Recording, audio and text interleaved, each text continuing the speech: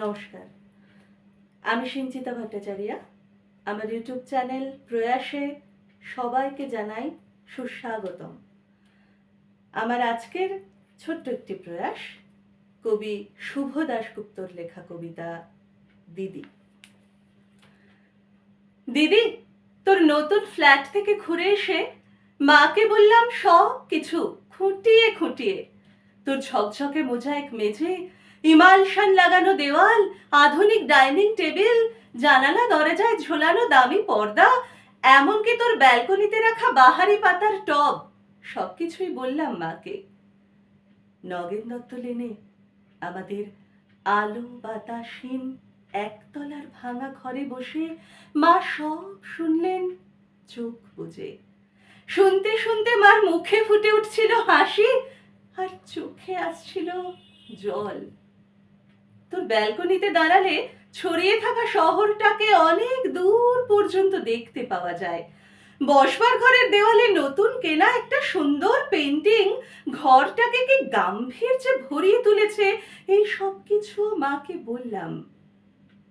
চোখ বুজে শুনতে শুনতে মার মুখে ফুটে উঠছিল হাসি আর চোখে আসছিল জল। তোর চেহারাটা আগের চেয়ে অনেক ঝকঝকে সুন্দর হয়ে গেছে, ফর্সা হয়ে গেছিস অনেকটা, যদিও তোর হাসিটা আছে ঠিক সেই ছেলেবেলারই মতো। জামাইবাবুর মুখে শুনলাম সামনের পুজোয় তোরা নাকি একেবারে পুরো দক্ষিণ ভারতটাই বেরিয়ে আসবি। মা নগেন দত্ত লেনের ভাঙা চোরা ঘরে বসে এই সব শুনতে শুনতে হেসেছে। আর কেন জানি না মার চোখে এসেছে জল। সবকিছুই বলেছি দিদি, শুধু তোর ডাইনিং স্পেসে রাখা দুধ সাদা রঙের ওই ফ্রিজটার কথা মাকে বলিনি। তোর বিবাহ বার্ষিকীর উজ্জ্বল সন্ধ্যায় তুই আর ওই জামাইবাবু ওই ফ্রিজের মাথায় হাত রেখে যখন হাসছিলি, তখন যে তোকে কি দারুণ সুন্দর লাগছিল, মাকে বলিনি সে কথাও। বিবাহ বার্ষিকীর সন্ধ্যায় তোদের আনন্দ উজ্জ্বল অ্যাপার্টমেন্টে তুই আর জামাইবাবু যখন ওই ফ্রিজটার পাশে দাঁড়িয়ে হাসি মুখে মালা বদল করছিলি, বাবুদের রসিক বন্ধুদের অনুরোধে আর ক্যামেরার ফ্ল্যাশ ঝিলিক দিয়ে উঠছিল উপচে পড়া খুশির মতো, তখন ঠিক তখনই দিদি আমার চোখের সামনে স্পষ্ট হয়ে উঠছিল হাসপাতালের করিডোরে বাবার ভেঙে পড়া মুখ। ভেতরে মা তখন অপারেশনের পর অচৈতন্য। ডাক্তার এসে বাবাকে বললেন চোখটা বোধহয় আর বাঁচানো গেল না, তাও একবার চেষ্টা করে দেখতে পারেন মাদ্রাজে, যদিও সে অবশ্য অনেক টাকার ব্যাপার। হাড়ি কাঠে আটকে পড়া অসহায় পশুর মতো করুণ দেখাচ্ছিল তখন বাবার মুখটা। সিঁড়ি দিয়ে নেমে আস্তে আস্তে বাবা আমার কাঁধে হাত রেখে বলেছিলেন, কমলাকে সারা জীবন শুধু দুঃখই দিলাম, সুখ দিতে পারলাম না। আজ ওর চোখ দুটো চলে গেল, সবই আমার কপাল।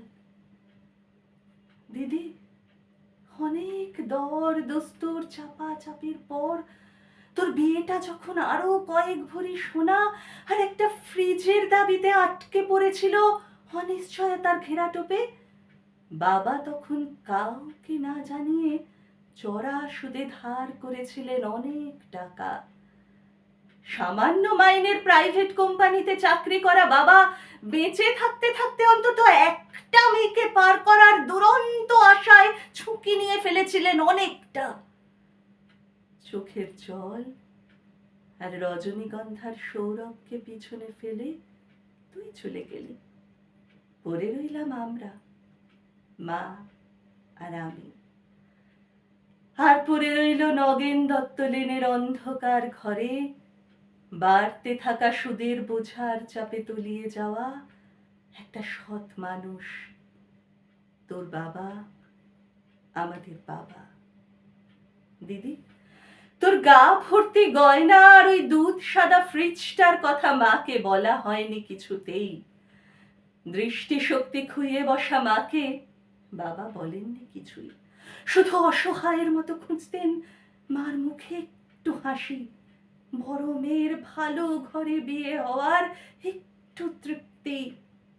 সে হাসি খুঁজতে খুঁজতে ক্লান্ত বাবা চলে গেছেন। এখন নগেন দত্ত লেনের ভাঙা ঘরে বসে মা আর আমি আনন্দেই আছি। একটা আনন্দই বোধহয় সবচেয়ে বড়, এ বাড়িতে আর কোনো দিন সানাই বাজবে না সাহানায়।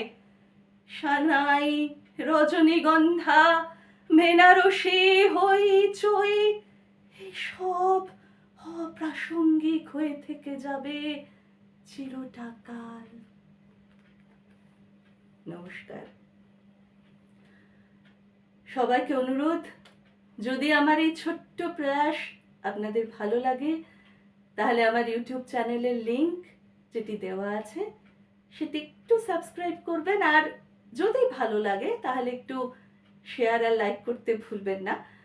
আর আরেকটি অনুরোধ, ভালো মন্দ যাই লাগুক একটু মতামত জানাবেন। ধন্যবাদ। নমস্কার।